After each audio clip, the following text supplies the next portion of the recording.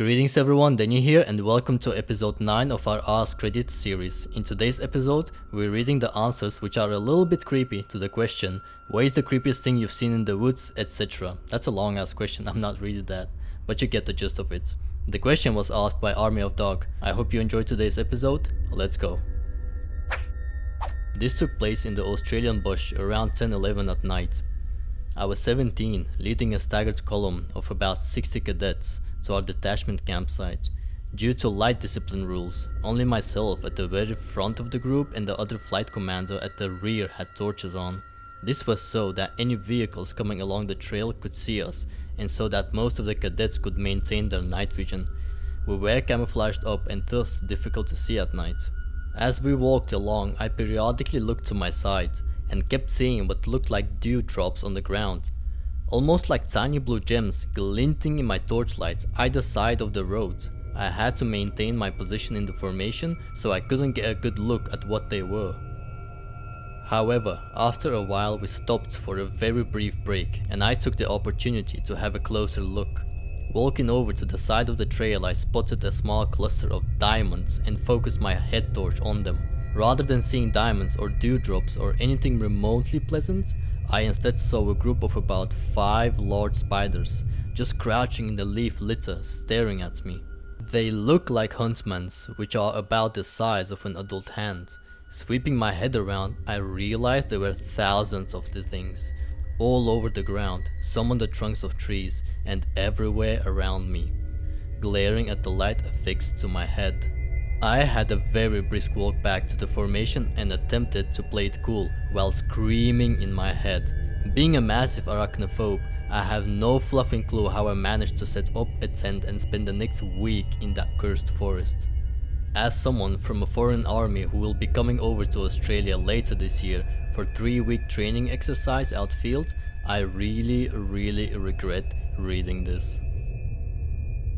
I'd been at football training with a few of my cousins when I was about 10 years old. We decided to take a walk before our parents picked us up, so we went along the canal towpath. My cousin looked down in the canal and saw a really nice jacket floating along, and being a weird scavenger person, decided to reach in to fish it out. Well, the jacket turned over, and so did the man wearing it. He also had no face left. Not gonna lie, that was rough. Posted about this before, but back when I was a kid, some friends and I came across people in robes chanting around a campfire out in the woods on the edge of the town we lived in. We were staying at a friend's house for a birthday party / sleepover and went for a late night walk. This was back in the late 80s during the satanic panic.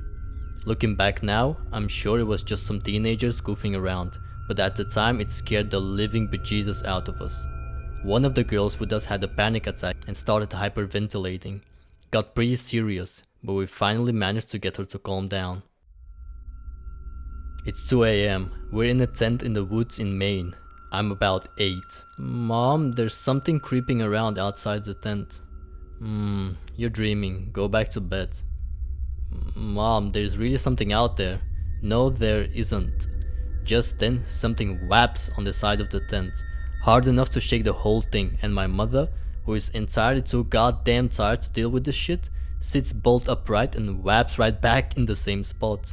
And from the outside tent we hear meow. It was a house cat. We didn't hear anything more for the rest of the night. Felt like running at night last year because the park near where I live gets all pretty with the lights on in the dark. So after 5 minutes into the exercise, I feel the need to adjust my shoes because I forgot to wear a longer sock and they were hurting my ankle. I look up and I see this dark silhouette running towards me at full speed, wearing a hoodie about 50 meters away. I was on the left side of the street and he was on the right, so it was clear he was running towards me. I legit almost shitted my pants and felt an adrenaline surge. I thought about fighting him if he got any closer, but in a blink of an eye, the person trips, falls face planted on the ground and starts crawling in my fluffing direction again. Fluff that, dude is committed, I'm leaving. Some people mentioned the scene from Get Out. It was exactly like that, but he fell halfway through. I was Boy Scout, camping with my group of older buddies and an adult leader in Yellowstone. We had been backpacking for 2 days and stopped in a beautiful little clearing at the bottom of some huge tree-covered hills. The sun started to set, we made a fire and I began to climb up to the trees to dig a hole and fill it back up. You know what I mean. As I squat there, basking in moonlight and appreciating the glow of fire among the trees, I looked up to a ridge line a few hundred yards away where the moon was rising, and I shit you not, I saw a damn big cougar crest the hill and just watch our fire. It was likely no danger to me, but seeing the outline, that unmistakable shoulder crawl they do, was haunting. I watched it sit there for a good 15 minutes until I was called back by my worried buds. I pointed the cat out to them when I got done because it was just still watching us. Crazy. My girlfriend and I were hiking along some abandoned railroad tracks and we got to a small bridge going over a little creek. I'm about to go explore under the bridge when she points something out. I look over and in the woods across from us I see a guy.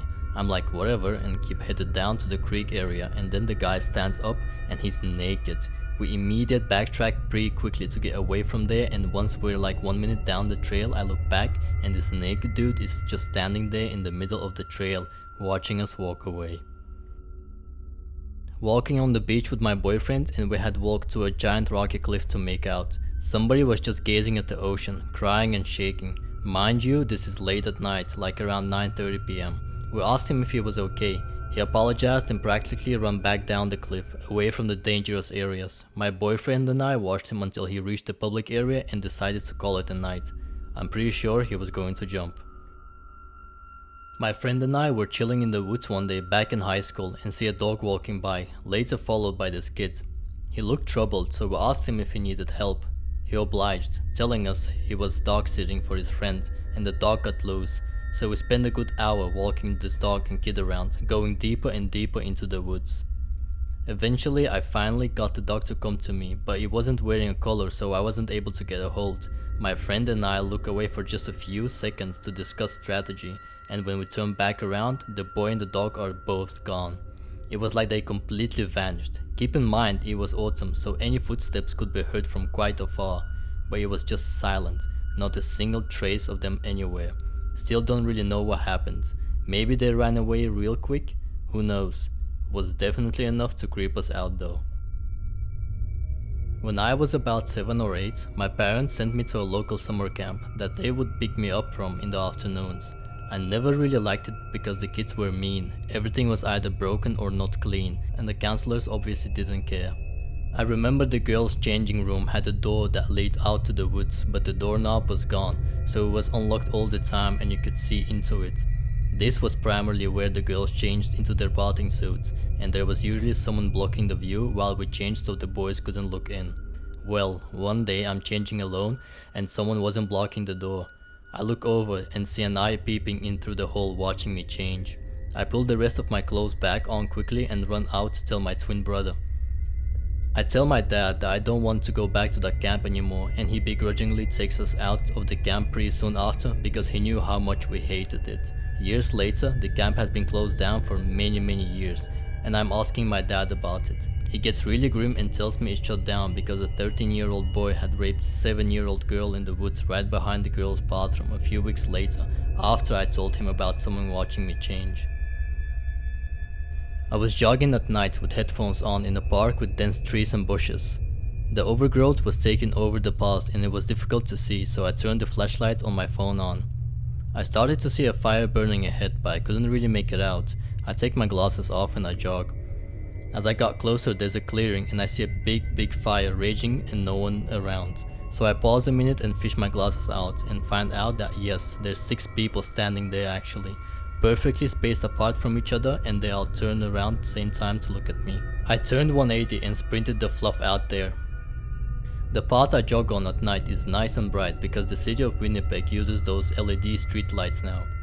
The wooded area leads to a small area called Dongarry Park, where I get to a bench and take a minute to reflect on my day and my goals for tomorrow.